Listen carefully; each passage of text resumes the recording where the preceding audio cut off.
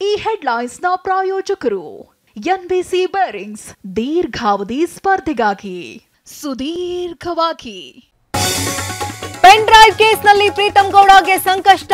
Cyber crime ಠಾಣೆಯಲ್ಲಿ FIR ದಾಖಲು. ಪ್ರಜ್ವಲ್ ವಿರುದ್ಧವೂ ಮಹಿಳೆಯಿಂದ ಕೇಸ್. ಸೂರಜ್ ವಿರುದ್ಧವೇ ತಿರುಗಿಬಿದ್ದ ಆಪ್ತ. ನನ್ನ ಮೇಲೂ ಲೈಂಗಿಕ ದೌರ್ಜನ್ಯ ಎಂದು ದೂರು. ಹೊಳೆನರಸೀಪುರ ಠಾಣೆಯಲ್ಲಿ ಮತ್ತೊಂದು ಎಫ್ಐಆರ್.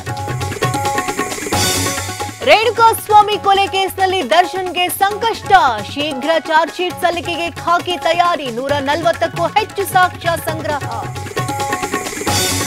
ಇವತ್ತಿನಿಂದಲೇ ನಂದಿನಿ ಹಾಲು ದುಬಾರಿ. ಹೆಚ್ಚುವರಿ 50 ml ನೀಡಿ ಸರ್ಕಾರದ ಜಾಣ ನಡೆ. ವಿಪಕ್ಷಗಳು ಸಾರ್ವಜನಿಕರ ಅಸಮಾಧಾನ.